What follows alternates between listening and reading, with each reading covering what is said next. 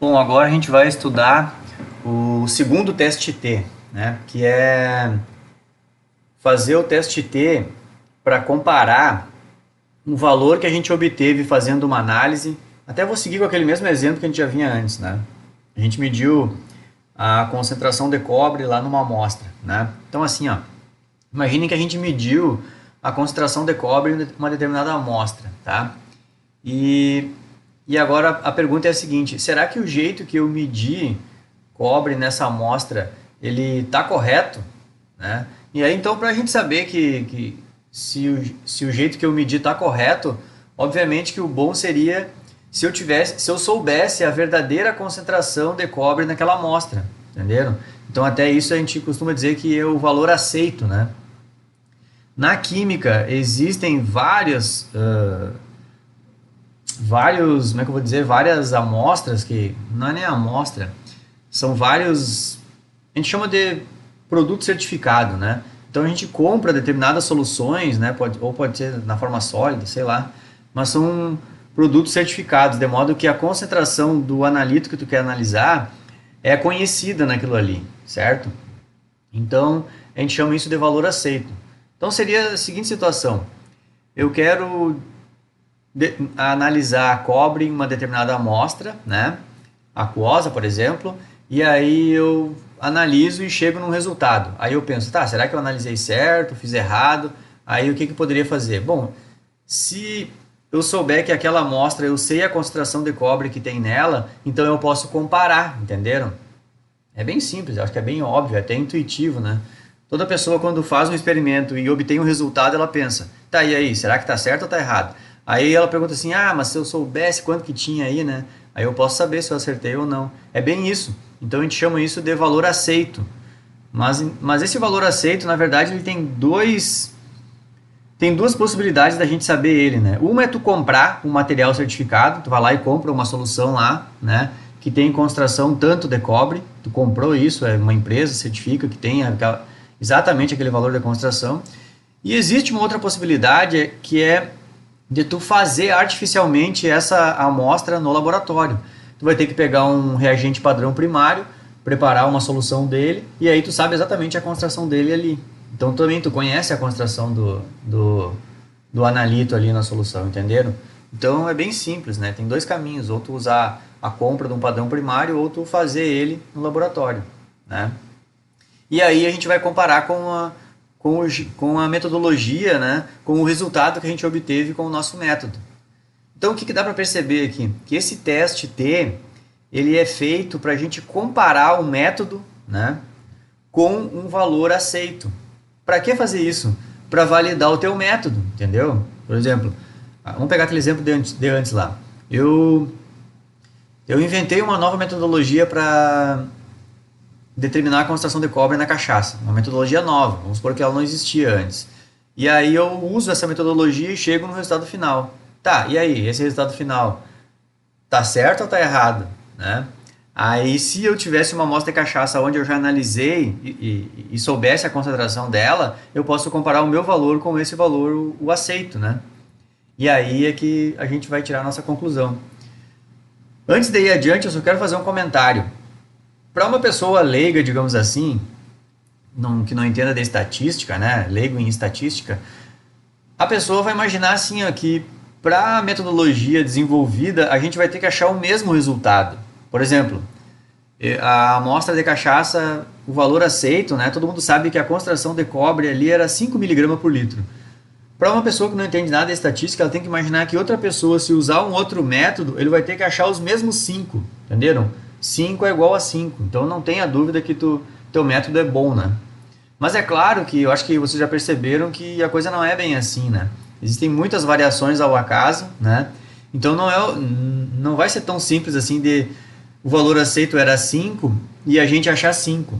Até porque vocês já perceberam que dentro desse valor aceito também tem um desviozinho padrão, né? Tanto para mais como para menos, entenderam? Então o 5 não é uma coisa absoluta, certo? Então tem isso, né? Então também a gente não vai ter que achar o 5, certo? Então é dentro desse mundo aí que se enquadra esse tipo de teste T. Eu resumi todo o meu discurso aqui nesse texto entre parênteses aqui, ó. O que é esse teste T? É comparar com o valor verdadeiro. A gente vai comparar o nosso resultado com o valor... Eu falei verdadeiro, né? Mas eu acho que eu troquei até a palavra. Acho que antes estava escrito verdadeiro aqui.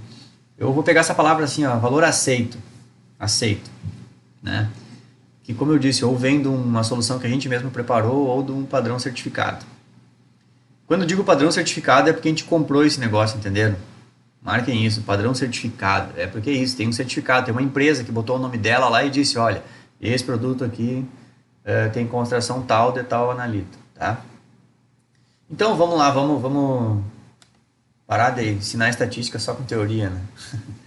Só na teoria, vamos para a prática aqui. Então, vamos lá. Aqui está a parte do material, né? Já vou começar a comentar isso aqui. Mas deixa eu fazer o seguinte, ó, vamos pegar uma planilha, já vou fazer uma nova planilha aqui. Aqui estava a planilha que a gente usou antes, né? Não esqueci de colocar uma corzinha nessa aqui. Vamos lá, tá acabando meu estoque dele. Sei lá, esse laranjão aqui, ok. Agora vamos para criar essa planilha aqui. Essa planilha eu vou chamar ela de teste T e vou colocar comparação com valor aceito, né? Comparação, valor aceito, tá? Vai ficar um nome grande ali, mas não tem, né? Já é o menor resumo que eu consigo fazer sobre isso, tá? Deixa eu... Vamos lá, vem aqui, cor da guia. Então, azulzinho ali.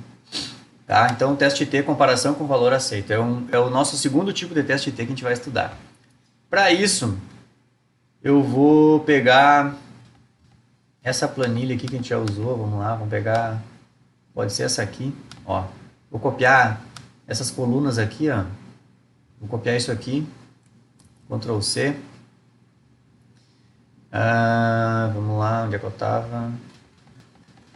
Aqui. E vou vir aqui, vou dar um Ctrl V. O que eu vou fazer aqui? Vou trocar o título, né? Não é esse título. Como é que eu vou chamar? Eu vou chamar de comparação da concentração de cobre com valor aceito.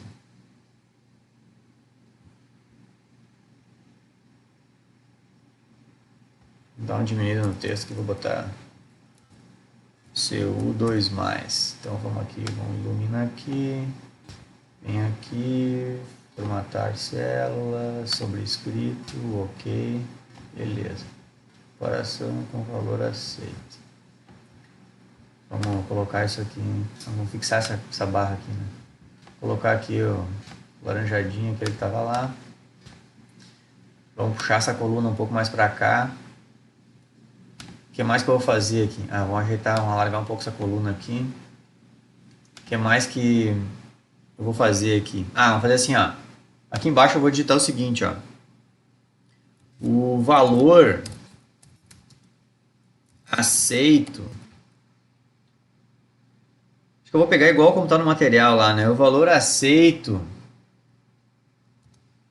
é de 2 pontos. E aí vou botar aqui, ó, 3,19 miligrama por litro, tá? Então, vamos fazer assim, ó, vou pegar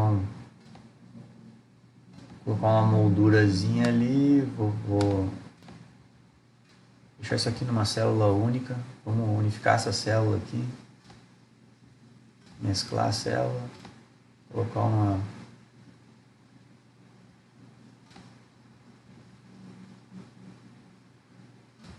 corzinha ali, só para destacar aqui então, ó, ficar bem marcado aqui que esse aqui é o valor aceito, tá?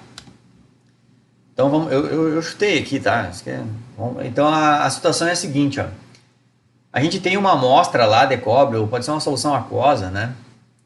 Que eu comprei lá e está dito lá que a concentração de cobre naquela solução é 3,19 mg por litro. Isso é um padrão certificado, por exemplo. E aí eu desenvolvo uma metodologia para analisar cobre em meio aquoso.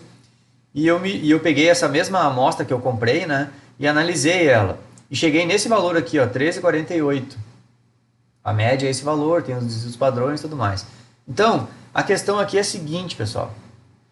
13,48 não é igual a 13,19. Isso é, não precisa nem estudar estatística para saber isso, é matemática banal, né? Não é o mesmo número. Então é óbvio que não é o mesmo número. Então, para uma pessoa leiga, talvez a pessoa já dissesse assim, não, então o teu método não funciona. Lá tinha 13,19, tu achou 13,48. Aí é que está.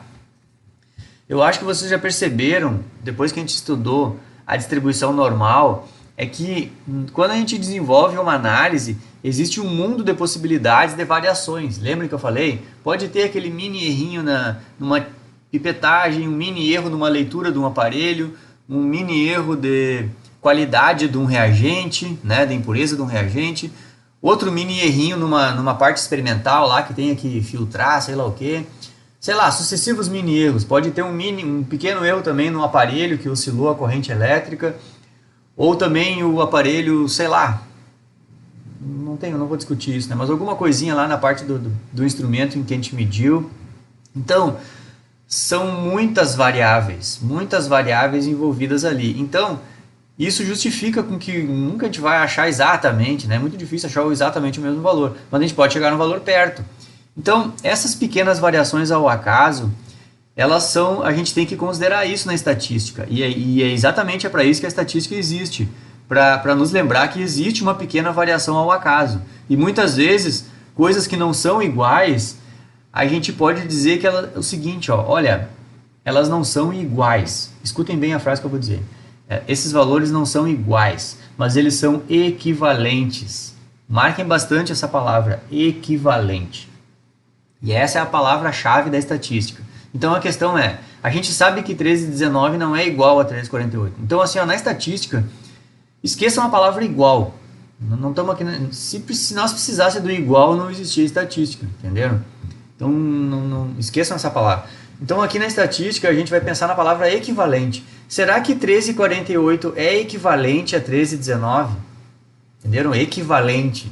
Porque o equivalente, ele abrange essas possíveis variações da natureza humana e fora da humana, né, das condições do mundo que variaram, né? E isso talvez esteja dentro disso, entenderam? Então é isso, essa é a questão. E para a gente então saber se determinadas variações, determinados resultados são equivalentes, a gente se agarra naquela distribuição normal, muito dessa lógica aqui, ó, certo? De modo que o que é considerado como equivalente? É considerado equivalente todos os resultados que estão, digamos assim, aqui pessoal, aqui é assim, ó, vai entrar uma condição humana aqui que é a seguinte, o que o ser humano considera como equivalente? É meio que praxe, meio que padrão, isso não é lei, né? Mas é meio que padrão que nós, seres humaninhos, escolher o que é, dentro do equivalente, uma área de 95% da curva de distribuição normal. 95%, entenderam? Toda a distribuição normal, ela dá 100%. Se a gente imaginar os 95%, lembram que 95% é 2 desvio padrão para mais e 2 desvio padrão para menos. Isso é o 95% de probabilidade de uma coisa acontecer. Então, se a gente está dentro desse mundo de probabilidade, dentro dos 95%, a gente admite, nós na estatística, admitimos que a gente está dentro das possibilidades de variação ao acaso, dentro de uma análise, certo? Se a gente tiver menos do que 2 desvios padrões já, né, um valor medido menos que 2 desvio padrão para menos, ou mais que 2 desvio padrão para mais, aí a gente já está naquele 5% só. E aí então a gente na estatística meio que admite que a gente já está numa situação que os valores não são mais equivalentes, entenderam? É isso então. Então, variações dentro de 95%, aqui eu peguei uma imagem que não está outros 2,5% para cá, né? Mas vocês entenderam. Dentro dos 95%, a gente considera que os valores são equivalentes, e fora dos 95%, tanto para menos como para mais, a gente considera que já não são mais equivalentes. Parei que estourou meu tempo aqui.